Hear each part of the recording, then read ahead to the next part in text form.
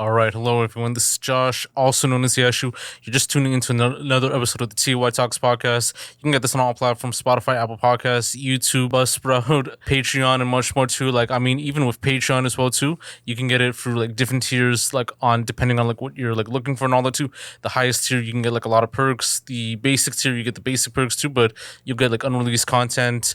Like different like style content too that's exclusive for Patreon, and definitely like check it out as well too. Like also definitely check out the episodes like when you can, like comment and subscribe as well too. And I'm just gonna get like started right here and all that. So born in Lagos but grew up like all over like Canada. Like when he came at the age of 16, has started his career within production, within music, for various releases in the late 2010s, early 2020s, and all that too. Has released, I think, over up to like 5 projects with recent release Afronadia and all that too. That kind of blends in hip hop, jazz, other forms of production to Afro beats, and much more too. It also incorporates a bit of EDM, a bit of a unique style as well too. It's set to perform in Ottawa and Toronto later on within the week too. We have Chicks in the building. How are you doing today, man? I'm doing great, and thanks for having me here. Yeah, man. TLOY, active. Yeah, for sure, bro. Like I was like talking to you like about like the project like lately too, like and like even just with the stuff that you have so far, it's like a unique blend and all that too, and like you even had like a unique term for which I think you've explained in like past like interviews too and all that, which kind of gives like a good like ring to it too. So I don't know if you want to like share more about that term for a bit. Yeah, definitely. It's called Afro hop. So that's the new genre that we're pushing. We're blending elements of hip hop with Afro beats and just mashing it up and making it work. And it's just a new form of expression for people that grew up listening to hip hop, but also are from African descent. Yeah, that's facts, man. Because like even with the stuff too, you've collaborated with a lot of people from Vietnam, Russia, Cameroon. You've worked with like people like in the EDM industry, within Afrobeats, within hip hop, within like production, pop, and much more too. And it's amazing to see the idea of like collaboration and just like getting like different sounds, like different like gestures and styles, like even within this project and like within past projects too. And it is like definitely like amazing to hear. And like we'll definitely talk a little bit more about that too. But I want to get it like started right here for people who might not know more about you and everything else too. So you grew up in Lagos, correct? Yeah, that's right. I was born and raised there. For sure, man. So what was like the environment like for you, like growing up, and would you say you had a great childhood, or would it be different? Yeah, it was rough growing up. I'll say like it was definitely like I had a great childhood, great family, but the environment I grew up in was definitely rough. Like untarred roads, a lot of crime, armed robbery was prevalent where I lived, and yeah, it was tough. You had to walk far to school every day. Yeah. And yeah, a lot of things, that you just had to figure out to get by. I went to boarding school too a little while, and it was a military boarding school, so that was really tough too as well. And out in the jungle, nothing, nobody, Yeah. so you had to learn how to cope, Yeah. be there for yourself. Yeah, like I know with Legos and like Abuja and all that too, like a lot started off like like very rough, very like tough for the most part too, but then it started to like change like over time too with the economy, with the prevalency like within music, within culture, within Nollywood, and like it happened like all over Africa, like within Accra, within like Cameroon, South Africa, much more, and like now Africa is like starting to get like a little more shine like today and all that, like with the industries and like people like tapping into. So do you feel like African culture and the media presence like Nollywood and Afrobeats were much prevalent in reaching worldwide back then as previous to what it is like right now? Back then, not worldwide, definitely it was a struggle. Like, we wouldn't get American artists to feature on tracks, for example. We would never hear our songs over here. Like, it was kind of like, whoa, they're playing our music. Like, that was even shocking for a while when you keep hearing the Rema Calm Down song. Yeah. I was kind of like, whoa, they're playing that everywhere.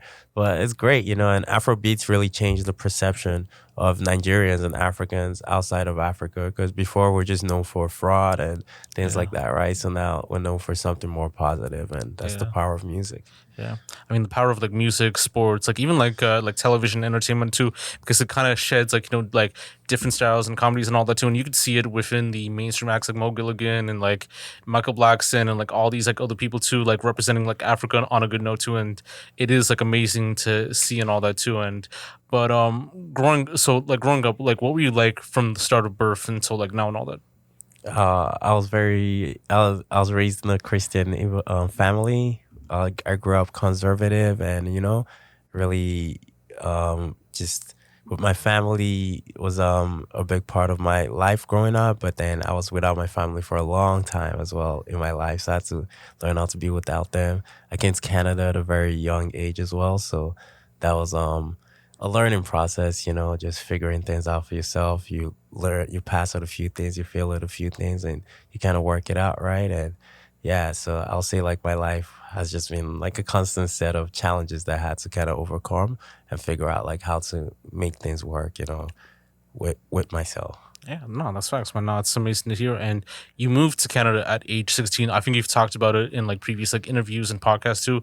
So how is it like, like adapting to like Western culture as far as like the culture, attitudes, just like the styles, like when you moved at 16?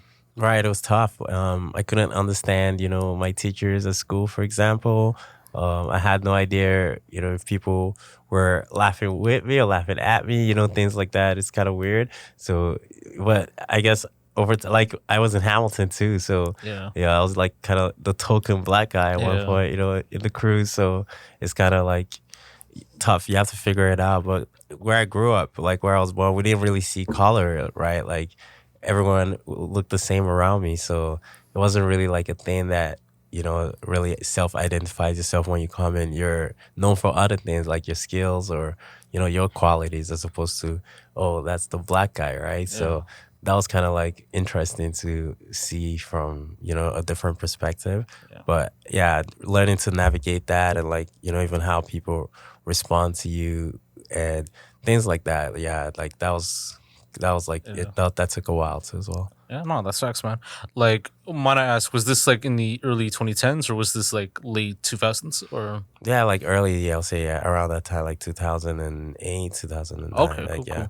So even like, my accent, I had a strong accent. It would Yeah, be hard for people to hear what I was saying when I'll speak yeah, to them. I'll have to repeat myself a lot of yeah. times. Yeah. Yeah, because I know like around that time like Akon was like at his like highest like at that bit and like he is like Senegalese and all that too like but I think because like he has like the African like American like roots for a bit too like that's why he's like kind of like more situated within there but like I think it was sort of inclusive to like international like culture too with like Ayaz and like Sean Kingston and I mean even like our city and like all those like other people too so I think it took time like more within the other Western cultures, but I think within like African culture it didn't start until like later on, like when like Wizkid, Burna Boy, like kind of like blew up from there and all, Right, So you're right. And shout out to a lot of the artists you mentioned, even dancehall, a lot of the dancehall artists for really keeping things like Shaggy, Sean Paul. yeah, And Akon was a big part of that expansion of Afro beats, right? Because he would work with a lot of African artists. yeah, Akon actually moved to Africa and he was at the clubs there. He worked with P Square. So P Square blew up. So they yeah, had a good song then. And a lot of the artists that kind of started popping off were through that connection. yeah. So No, that's yeah. facts, man. So like, what was like your first introduction to music? Like, even like prior to like the Akons and like all the other type of stuff too, and who were like some artists or sounds that you kind of like listened to throughout your life? Yeah, I'll say my first introduction to music was on the radio, like just tunes that my dad would play and tunes that I liked. And I started gravitating towards, hip hop, like the beat, drum and beat. Yeah, I'll make mixtapes for myself. And I used to listen to Twista. That was my favorite artist at one point. And I just liked a lot of rap, Bone Thugs and Harmony, a lot of hip hop, DJ Premier. And yeah, I was really into hip hop at one point, and then, but I'm still African, right? So connected with Afro beats again, going out to the clubs with my guy DJ P. And yeah, that was really cool. Just exploring the sound and be like, whoa, this is all the stuff I've been missing this whole time. Because when you come to Canada, it's kind of hard to find these things. Like you almost lose connection with the sports. There was no football on TV, for example, right? Yeah. So yeah, it's kind of cool to have all this stuff accessible Yeah. right now. Yeah, and like I mean, a lot of like people like kind of started off like as like rappers at one point too. Like Sarkodie, like he was like a big thing like back then. I mean, like as you said, like P Square, like they were doing their thing with like Rick Ross and like Akon, like for the most part too. I know in South Africa, I Mhm. think for the most part too, like you had like Nasty C, and I think AKA who were like doing their thing, AKA like Rest in Peace and all that. Mhm. And I think like it started to like shed like a light like even more too, and you know, it is amazing. Like even like I'm actually Ethiopian by the way too, so we actually have like an artist named Ruffnun who is like blowing up in the like airwaves and all that too, like in Ethiopia, like doing like big shows, working with like a lot of like Ethiopian like artists too, like you know international wise and you know national like wise and all that too, Hmm. and like it is like getting within the culture too because you are infusing hip hop and like other sounds to kind of be at that point too. And like if it didn't start with like Akon or Sarkady or anything else too, then I don't know like where the trajectory would be for like other artists and all that too. So Right. No, you're right. And shout out to all those artists you mentioned. And, I hope they keep doing it. Socrates still active, dropping hits, dropping tracks. So, every time we got to support them. yeah, no, that's facts, man. How did you get into producing and making music and all that? Oh, it was just a necessity. So I got into rap. Like I used to play around with my boys with listen to Bone Thugs and Harmony. We had a prom, so we decided to perform at the after party. And we all wrote the verses, Yeah, And it turns out they all jacked their verses from different songs, and I was the only one that kind of wrote my verse. So I was yeah. like, "Yo, this fire! I can do this." That's kind of how I started like rapping. And then in terms of making beats, I was working with a producer back in Nigeria. His name was Chubbs, and he would make beats on Fruity Loops, FL Studio. They called it Fruity Loops back then. So he had a beat CD that he made for me, and I was working on an album.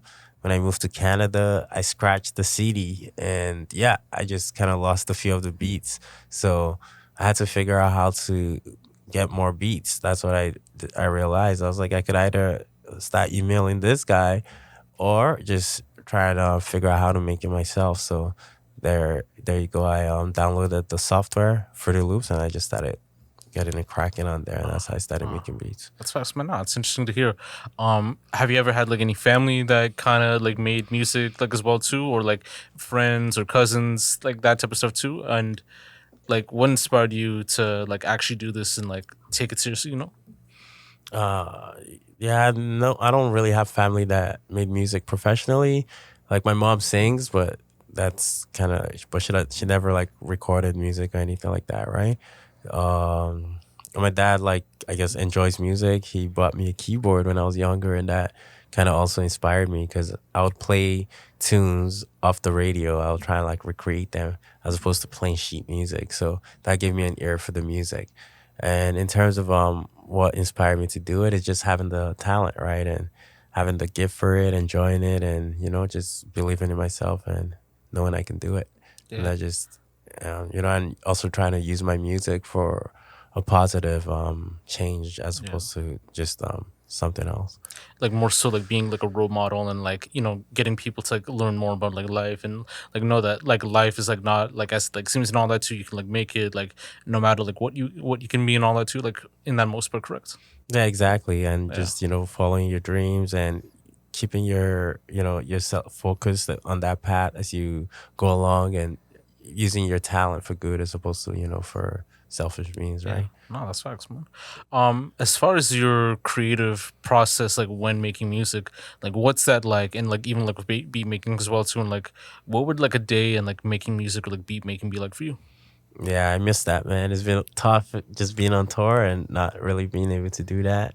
But a day of making music, I wake up focused. I know exactly what I want to tackle that day. Like if I want to make a song from scratch, I kind of have like the idea of maybe the sample I'm gonna use for it, or I kind of have an idea of the vibe I want to go for. Maybe I have a hook that I have a melody that I'm gonna recreate for the beat. So I just use those as starting points, right? And go right into it. Lay down the beat. As I lay down the beat, I'm already writing the song, coming up with the refrains, the hooks, things like that. Laying down on the mic as I'm adding to the beat and just going along.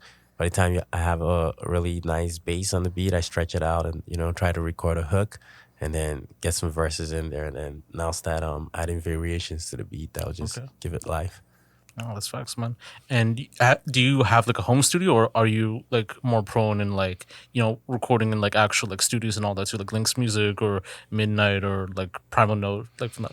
Yeah, I have a home studio, so I just bang it all out at home. I usually go to Links if I want to do maybe a mixing session or something like that. Or I also go to Lucilo Studios downtown. Like that's my guy as well. So yeah. Yeah, that's facts, man.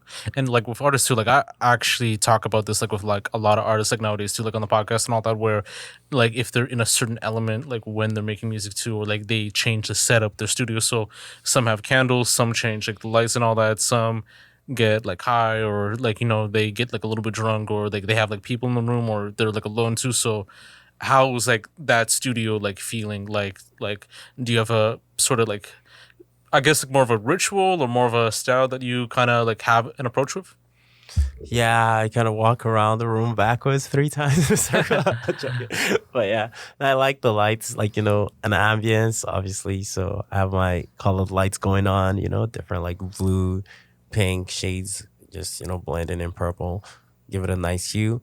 And I like my space like clean and minimal, things very accessible. So I just have it set up that way in like an L section and fix the screen. All my instruments are to the right of me, and that's it.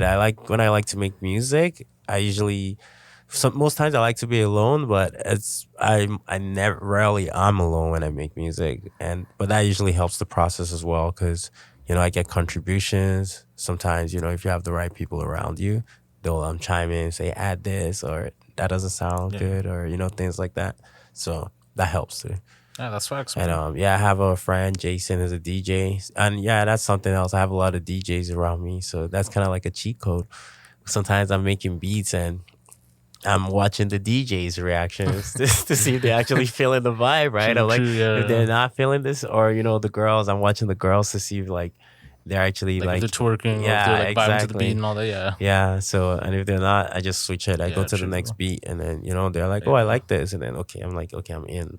Yeah, no, Yeah, that's facts because the crowd can be like your biggest like critic, like depending on the situation too, and like it all depends on the city, all depends on like the mood of the night, everything else too, and like I've read crazy stories like on Reddit and like other parts too, where like this is like more for the Toronto like mainstream music too, like the presses, YGs, like that type of stuff too, where they'll play like certain music like that, and people from that opposing end like might throw like chairs at the DJ or like kind of like fight the DJ like in that sense too, or others it's like if you play like something out of the ordinary too, like some people like react like differently and all that too, so it all like depends on that vibe and like how they feel and all that. No. yeah, right. That happened to my guy actually. Like I was at a spot with him. He was playing a track, and people came up and were like, "Yo, you gotta change that, man. You can't play that." It was funny. Yeah. Nah, And that's then I remember I was at another party. Um, I was a steel tipping in London, and they were playing Meg the Stallion, and the guy was like, "Nah, you gotta change that, man. Free Tory Lanes." shit. Yeah, that's crazy, fam. I mean, free tour either way, so either way. That was a good one. For sure. Your stage name, Chicks, but you also go by XXX and all that too. You, I think, explained it like briefly for a bit too, like on like other platforms too. But how did you manage to get that name? Yeah, the Triple X. It just came with. I changed my name like a lot of times. I'll just be honest. So I started with the name Chucks. It was CHUX, and then I added another X to it. I don't know why, really, but I really don't know why. But it became CHU double X. Yeah. So I just always made fun, Like at that point, I was like, "Yo, I'm never changing my name again. Like, if I ever change my name and go, oh, actually, I was at a party. Yeah, and someone was like, "Yo, why don't you just add another X and make it triple X?" And I was like, if I ever do that, like that would be like the Super Saiyan. That's the ultimate. That was the joke. But then eventually I changed my name again. I was like Ferragamo at one point. Ferragamo Chucks. Yeah. So that was actually huge with my band Simple Life. And after the band, I wanted to do something different. Like I went solo, right? So I just needed a new name. And Yeah. I was chilling with my guy, Kyle. And we were basically like, "Yo, what do I call myself now?" He was like, "Yo, why don't you just do CHXXX? Like straight up. It's easy, straight to the point." Yeah, And exactly. I mean, Chicks is like a better name like nowadays too. Like if you hear like other people's like different like stage names like back then before their actual names, like you'd be surprised too. Future actually used to go by like Meatball and all that too. Midhead, yeah. Yeah, some yeah, or like Meathead or something like that Midhead, too. yeah. And then Two Chains was like Titty Boy and all Titty that. Boy. I'd say I think Jizza like used to be known like I think like the Genius like back in the day too, like Jizza Yeah. the Genius, and then kind of changed it due to like label issues and all that too. What else? Like Helter Skelter, like that was like they had that name like so many like different times and all that. Like I think having your personal name like is like a little bit more better too. Like with Kanye, Joe Budden, like all those other people too.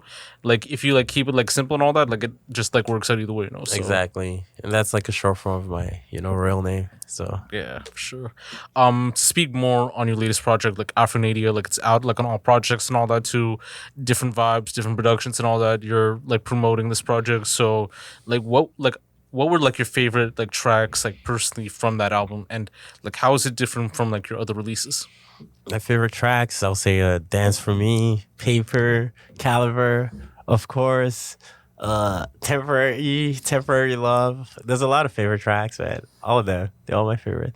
Anyway, I'll say how it's different from my other releases are it's just there's a lot of layers to it, a lot of elements. We put in a lot of work into the production in terms of the quality and the sound, right? And yeah, it's very cohesive. I'll say that as well. Afro beats, I'm a piano, there's a saxophone tying a lot of like songs together.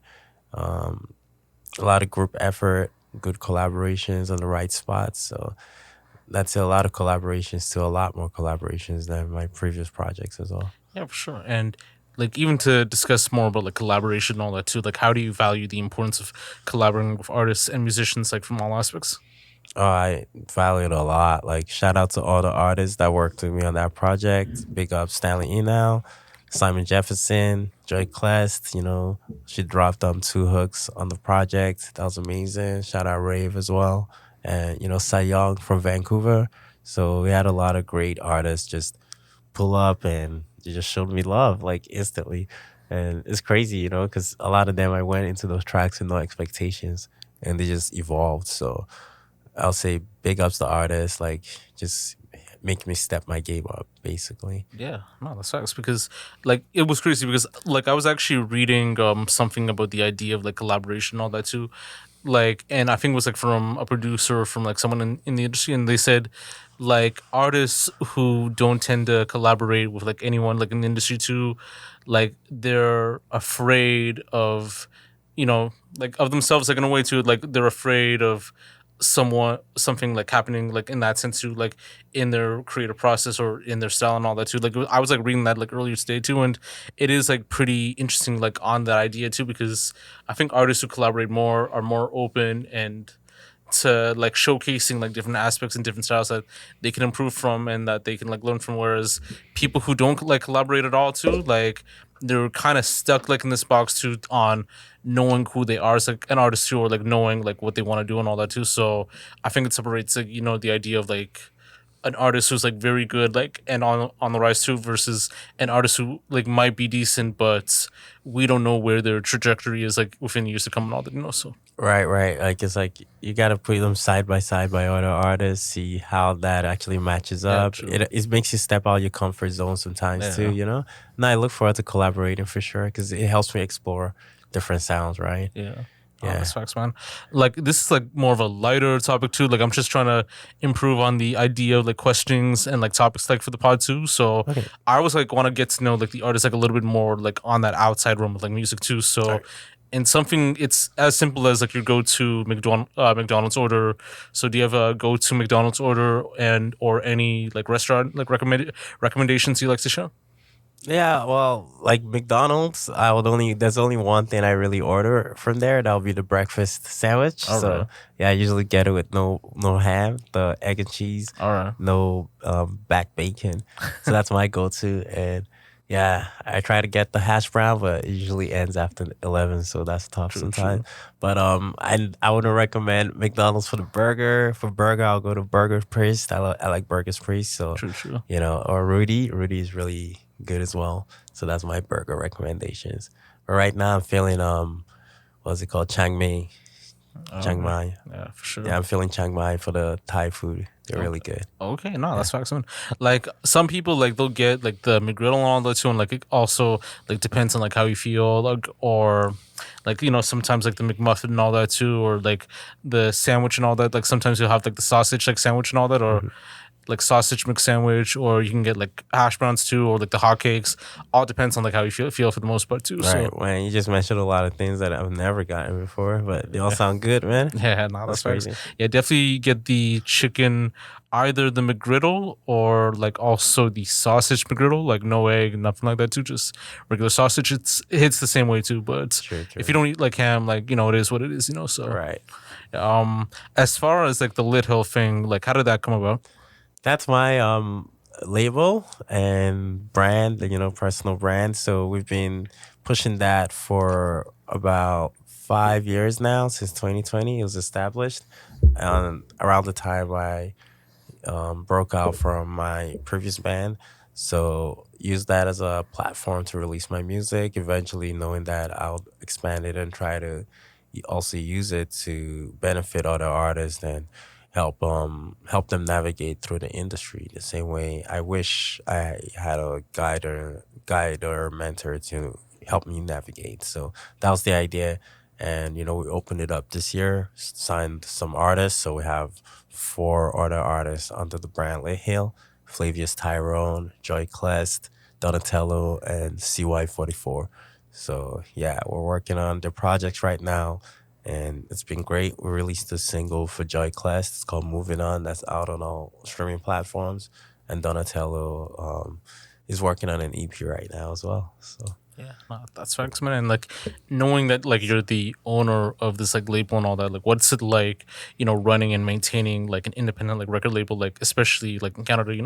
yeah, it's tough. It's a lot of work, but also we have a lot of opportunities and a lot of connections that can really help. So I think it's really about helping the artist at the right stage, understanding what they need and being there for them, and just leveraging, the connections. And also through that, it also opens up doors for myself personally and my music too. So it's kind of ironic in a way.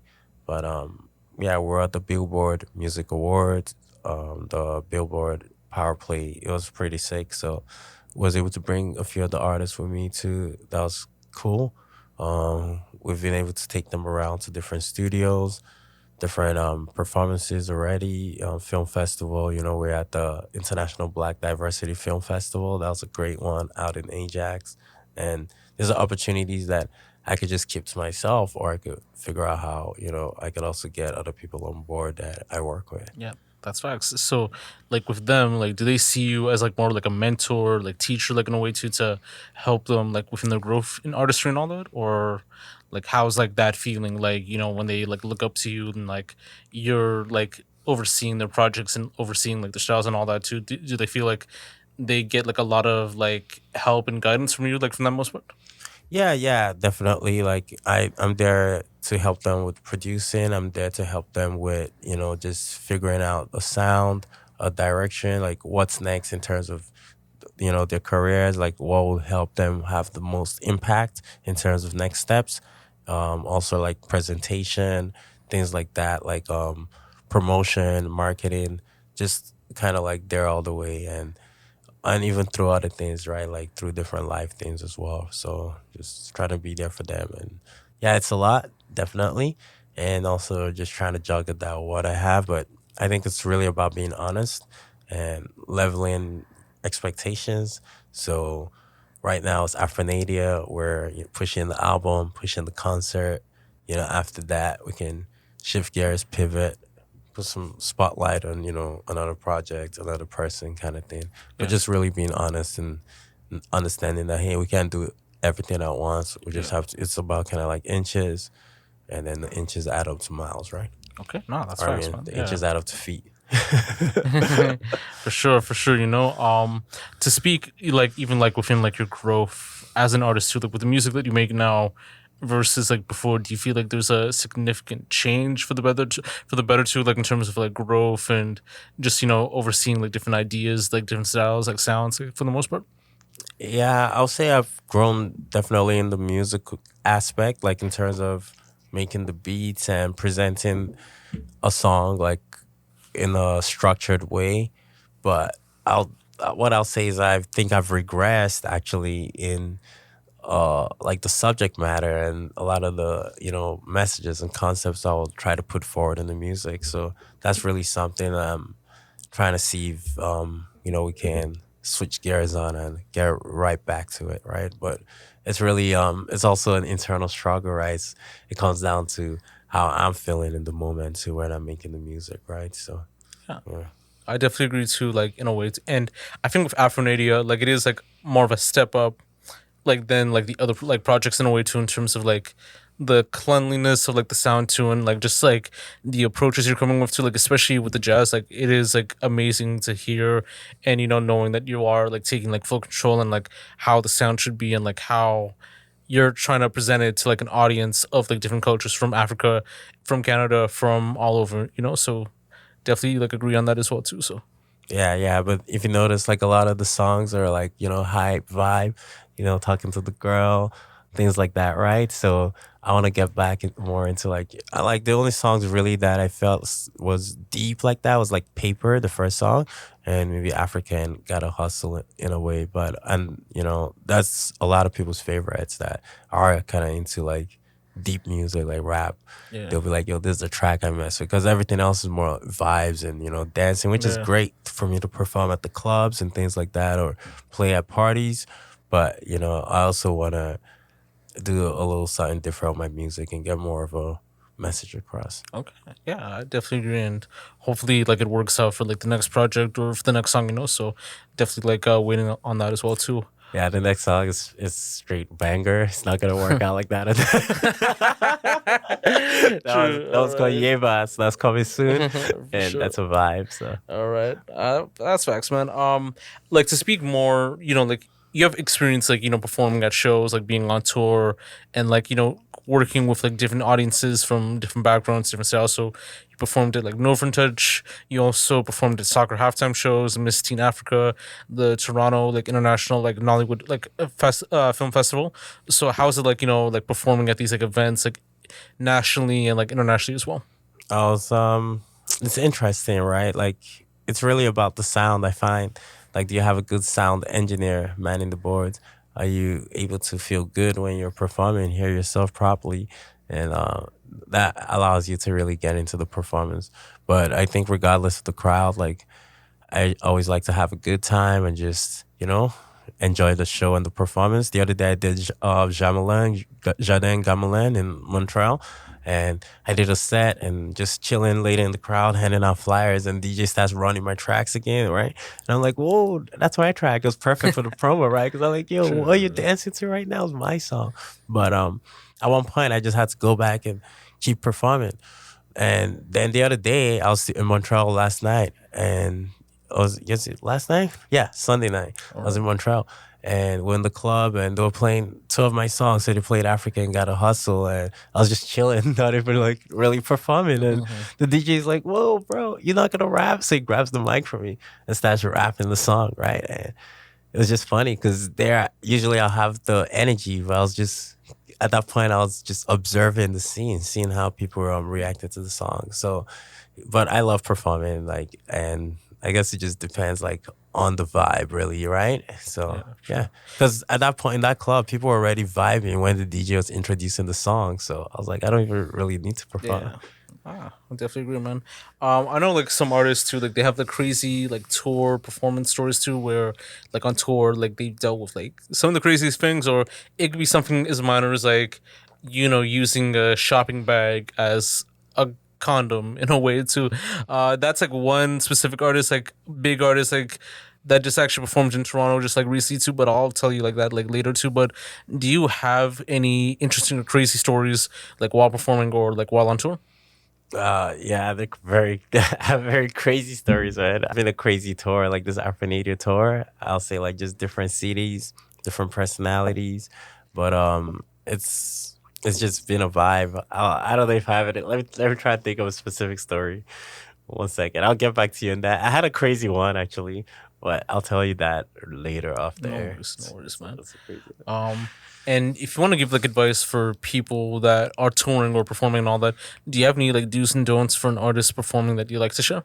For an artist performing, I'll say definitely hold the mic properly, like right in front of your mouth. Make eye contact with the crowd. Focus on the people feeling the song, the vibe. Like, don't try to perform to everybody all at once, right?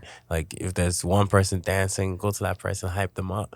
It's really about that, and just have a good time. Enjoy your music, because if you're not enjoying it, how do you expect other people to enjoy it? That's facts, man. No, like I definitely agree too. Like even with sound check too, always like go to sound check like regardless too because like the sound engineer can always like monitor to see if your levels like are good like and that's it too depending on the mics like all that type of stuff too and like it could be like that for a podcast it could be like that for anything else too because they want to assess like how the sound should be that could like work and all that like others it's like like respecting like set times too and all that. Like, I actually used to manage like an artist back in the day too, and like we made this like one mistake when he was doing a show where I told him to come like a little bit early, like at least like five minutes early to do his like set and all that. And like the sound engineer didn't really like it like for the show and all that too because he felt like it kind of like fucked up his like flow, fucked up with like timing and all that too because you have to get them in the stage, all that type of stuff too. So and it can happen like sometimes too if they notice like something like that, they can like kick you like out of the show and all that, or like kick you out of the venue. So it can be like that sometimes too. So Yeah. No, you gotta be really careful. yeah, Yeah, that's facts, man. that's it. You just Um, gotta maintain. It's just crazy out there.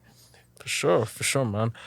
As far as like mental health, like in that sense too, like I know it could be like overwhelming at times too with like a lot of like stuff going on too. So how do you deal with your mental health as a person in your position? And have you ever felt like it could be like overwhelming at times?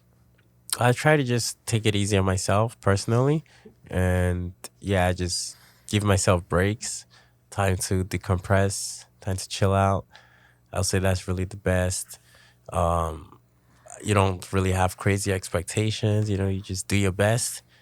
I'll say that's how it goes, right? For me personally. And it's just really been able to help me over the years to stay level headed and not overthink and overdo things.